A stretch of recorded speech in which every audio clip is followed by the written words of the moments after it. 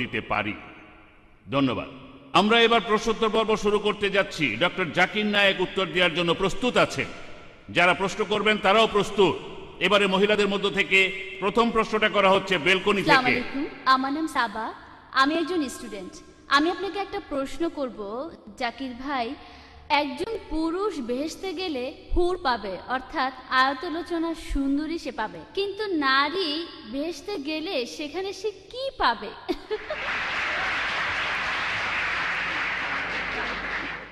বোন, আপনি প্রশ্ন করলেন যে যখন কোনো পুরুষ জান্নাতে যাবে সে সেখানে হুর পাবে, সুন্দরী মহিলাদের। এখানে নারীরা কি পাবে তারা যখন জান্নাতে যাবে? পবিত্র কোরআনে এই হুর শব্দটার উল্লেখ আছে সব মিলিয়ে মোট 4টি জায়গায়। পবিত্র কোরআনে সূরা দুখানের 54 নম্বর আয়াতে উল্লেখ করা হয়েছে। এরপরে সূরা তুরের 20 নম্বর আয়াতে উল্লেখ করা হয়েছে। এরপরে সূরা রহমানের 72 নম্বর আয়াতে উল্লেখ করা হয়েছে। আর সবশেষে সূরা ওয়াকিয়ার 22 নম্বর আয়াতে উল্লেখ করা হয়েছে। আর এখানে বেশিরভাগ অনুবাদে, বিশেষ করে উর্দু অনুবাদে, এই হুর শব্দটার অনুবাদ করা হয়েছে যে সুন্দরী মহিলা। যদি এই হুর শব্দটার অর্থ হয়ে থাকে সুন্দরী মহিলা, তাহলে মহিলারা জান্নাতে গিয়ে কি পাবে? সত্যি বলতে এই হুর শব্দটা হলো বহুবচন। এক বচনে হাওয়ার, যেটা পুরুষের জন্য প্রযোজ্য, আর হাওয়ার এটা নারীদের জন্য প্রযোজ্য। এখানে আসলে হাওয়ারের চারিত্রিক বৈশিষ্ট্য বোঝানো হচ্ছে। এর অর্থ বড় সাদা সুন্দর চোখ। এখানে বিশেষ করে সাদা চোখের কথা বলা হয়েছে। একই ধরনের আরেকটা শব্দ রয়েছে আজওয়াজুন মুতাহারাতুন। কোরআনের অনেক জায়গায় আছে। সূরা বাকারার 25 নম্বর আয়াতে উল্লেখ করা হয়েছে এবং সূরা নিসার 57 নম্বর আয়াতে উল্লেখ করা হয়েছে। এখানে বলা হয়েছে আজওয়াজুন মুতাহারাতুন, যার অর্থ সঙ্গী বা সাথী। মোহাম্মদ আসাদ এই হুর শব্দটার অনুবাদ করেছেন স্বামী বা স্ত্রী, আর আব্দুল্লাহ ইউসুফ আলী তিনি অনুবাদ করেছেন সঙ্গী। তাহলে হুর শব্দটার অর্থ সঙ্গী বা স্বামী বা স্ত্রী। এটার আসলে কোনো লিঙ্গ নেই। পুরুষরা জান্নাতে গেলে ভালো মহিলা পাবে যাদের চোখ বড় আর সুন্দর, আর মহিলারা পাবে ভালো পুরুষ যাদের চোখ বড় আর সুন্দর। আশা করি উত্তরটা পেয়েছেন। এবারের প্রশ্ন ডান দিকের মাইক থেকে। আসসালামু আলাইকুম, সুলতান কাজী, আমি চাকরি করি। আমি একটা প্রশ্ন করতে চাই ডাক্তার জাকির নায়েককে। যখন কোনো বিচারে সাক্ষ্য দেওয়া হয় তখন কেন দুইজন মহিলা সাক্ষী একজন পুরুষ সাক্ষীর সমান হয়? ভাই, আপনি খুবই ইম্পর্ট্যান্ট একটা প্রশ্ন করেছেন যে ইসলামে দুইজন মহিলা সাক্ষী কেন একজন পুরুষ সাক্ষী সমান। দুইজন মহিলা সাক্ষী সবসময় একজন মহিলা, দুজন মহিলা সাক্ষী সবসময় একজন পুরুষ সাক্ষী সমান নয়, সব ক্ষেত্রে না। কিছু কিছু ক্ষেত্রে এটা আছে। পবিত্র কোরআনে কমপক্ষে 5টি আয়াতে এমন কথা আছে যেখানে সাক্ষীর কথা বলা হচ্ছে কিন্তু পুরুষ বা নারী এটা বলা হয়নি। একটা আয়াতে এমন ধারণা দেওয়া হয়েছে যে দুইজন মহিলা সাক্ষী তারা একজন পুরুষ সাক্ষী সমান। সেটা আছে সূরা বাকারার 282 নম্বর আয়াতে এটার উল্লেখ করা হয়েছে। আর এটা হলো কোরআনের সবচেয়ে বড় আয়াত।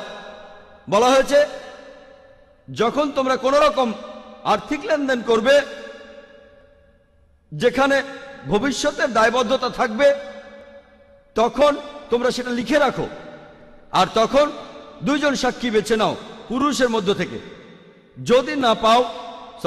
যদি দুইজন পুরুষ সাক্ষী খুঁজে না পাও তাহলে একজন পুরুষ ও দুজন নারীকে নাও, যাতে করে তাদের একজন ভুলে গেলে আরেকজন মনে করিয়ে দেয়। পবিত্র কোরআনের এই আয়াত সূরা বাকারার 282 নম্বর আয়াতে যেটা উল্লেখ করা হয়েছে সেখানে শুধু আর্থিক লেনদেনের ব্যাপারে বলা হয়েছে।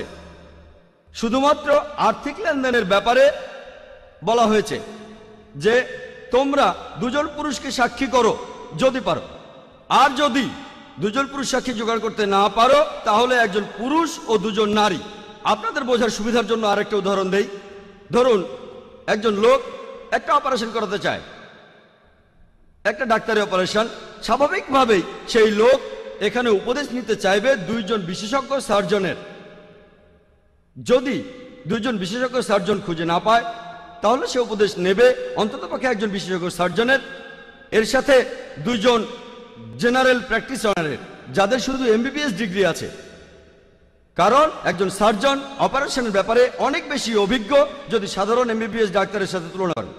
আর একইভাবে যেহেতু ইসলাম ধর্মে আর্থিক বিভিন্ন বিষয়ে দায়িত্বগুলো সাধারণত পুরুষদের উপরে থাকে, তারা মহিলাদের চেয়ে আর্থিক ব্যাপারগুলো ভালো বোঝে। সেজন্য আর্থিক লেনদেনে সাক্ষী হিসেবে সবচেয়ে ভালো হবে দুজন পুরুষ। যদি দুজন পুরুষ না পান তখন একজন পুরুষ দুজন মহিলা। আর পবিত্র কোরআনে সূরা মাইদার 106 নম্বর আয়াতে উল্লেখ করা হয়েছে যে যখন কেউ সম্পত্তি ভাগ করার জন্য দলিল লেখে তখন দুজন পুরুষকে সাক্ষী করো। এখানেও আর্থিক লেনদেনের ক্ষেত্রে পুরুষ সাক্ষী উত্তম। কিছু বিচারক এমন বলেন যে হত্যাকাণ্ডের মতো অপরাধের ক্ষেত্রে সাক্ষ্য দিতে গেলে নারী স্বভাবগত কারণেই আটকে যেতে পারে অথবা ভয় পেতে পারে হত্যাকাণ্ডের ক্ষেত্রে। সেজন্য হত্যাকাণ্ডের সাক্ষ্য দিলে দুজন নারীর সাক্ষ্য একজন পুরুষের সাক্ষ্যের সমান। শুধুমাত্র এই দুটো ক্ষেত্রে আর্থিক লেনদেনে ও হত্যাকাণ্ডের সাক্ষ্যে দুজন নারীর সাক্ষ্য একজন পুরুষের সমান। কিছু বিশেষজ্ঞ বলেন না, ইসলাম বলে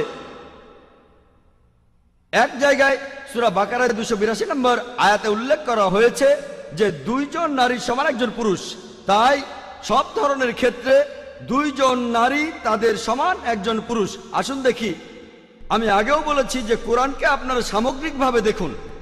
পবিত্র কোরআনে দেখবেন সূরা নূরের 6 নম্বর আয়াতে উল্লেখ করা হয়েছে, বলা হয়েছে যদি তোমাদের কেউ তাদের স্বামী বা স্ত্রীর প্রতি অপবাদ দেয় আর যদি কোনো সাক্ষী না থাকে তাদের নিজেদের সাক্ষ্যই এখানে যথেষ্ট। তার মানে যদি স্বামী তার স্ত্রীর বিরুদ্ধে অভিযোগ করে অথবা স্ত্রী তার স্বামীর বিরুদ্ধে অভিযোগ করে, যদি তাদের অন্য কোনো সাক্ষী না থাকে তাদের নিজেদের সাক্ষ্যই এখানে যথেষ্ট। এই আয়াতটা পরিষ্কারভাবে বলছে যে একজন মহিলার সাক্ষী একজন পুরুষের সাক্ষীর সমান। এমন অনেক ক্ষেত্রে বিচারকরা একমত হবেন। এগুলো ছাড়াও এমনকি চাঁদ দেখার ক্ষেত্রেও একজন মহিলা সাক্ষীর সাক্ষ্য যথেষ্ট। কিছু বিশেষজ্ঞ বলেন রমজান মাসের শুরুতে প্রয়োজন হয় একজন সাক্ষীর আর রমজান মাসের শেষে প্রয়োজন হয় দুজন সাক্ষীর। এখানে এটা কোনো ব্যাপার না যে তারা পুরুষ নাকি মহিলা।